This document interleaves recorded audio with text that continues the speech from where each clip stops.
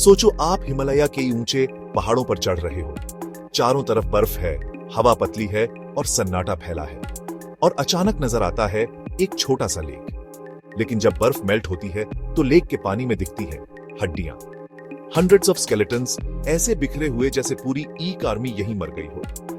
यह है रूपकुंड लेक, जिसे लोग कहते हैं स्केलेटन लेक।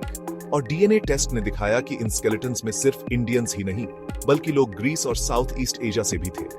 अब सवाल है, ये लोग थाउजेंड्स ऑफ किलोमीटर्स दूर से यहाँ क्यों आए और सब एक साथ क्यों मरे? ये सिर्फ एक इंडियन मिस्ट्री नहीं है, ये एक ग्लोबल पजल है।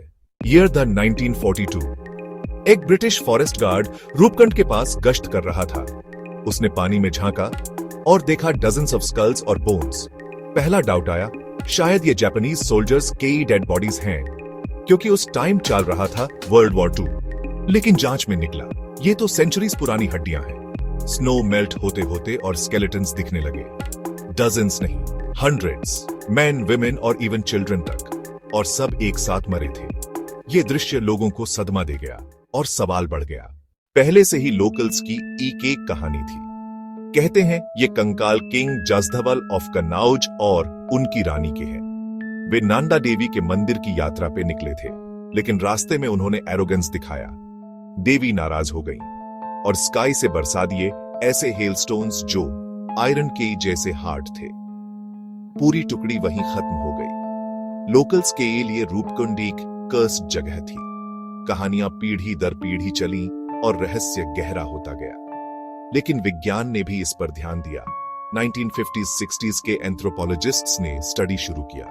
अगले अध्याय में हम देखेंगे कि वैज्ञानिकों ने क्या खोजा। 1950s, 60s में एंथ्रोपोलॉजिस्ट्स ने स्केलेटन स्टडी किए, अनहोन नोटिस किया। कई स्कल्स पर डीप फ्रैक्चर्स हैं, जैसे ऊपर से कोई गोल हैवी चीज गिरी हो।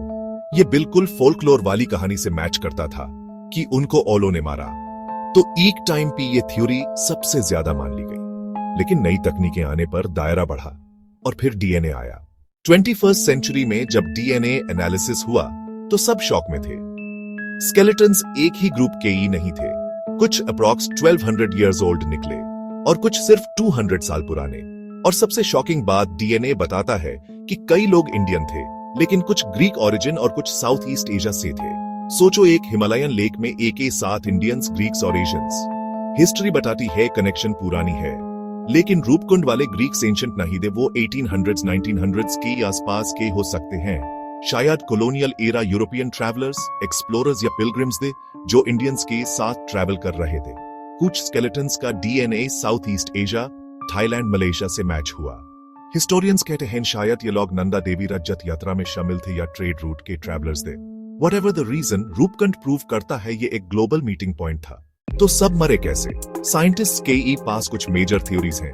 1. Hailstorm theory, skull injuries match करती है। क्रिकेट बॉल साइज के ओले अचानक गिर पड़े और पूरी ग्रुप खत्म। 2. एवलांच, लैंडस्लाइड कॉमन है हिमालय में, यह भी प्लॉजिबल एक्सप्लेनेशन बनती है। 3. डिजीज आउटब्रेक, कॉलरा, प्लेग से मैस डेथ हो सकती थी। 4. रिचुअल सैक्रिफाइस, कुछ लोग मानते हैं कि यह सेक्रेट सैक्रिफाइस साइट था, लेकिन मोस्ट एक्सेप्टेड अभी भी हेलस्टॉर्म ही है।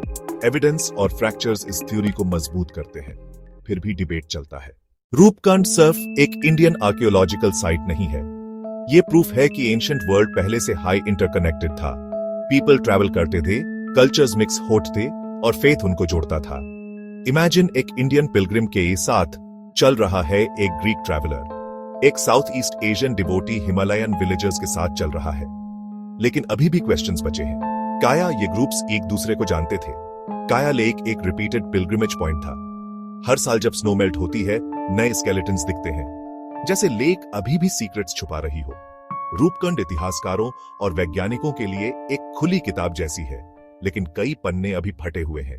आज रूपकुंड स्केलेटन लेक दुनिया का एक सबसे बड़ा मिस्ट्री साइट है।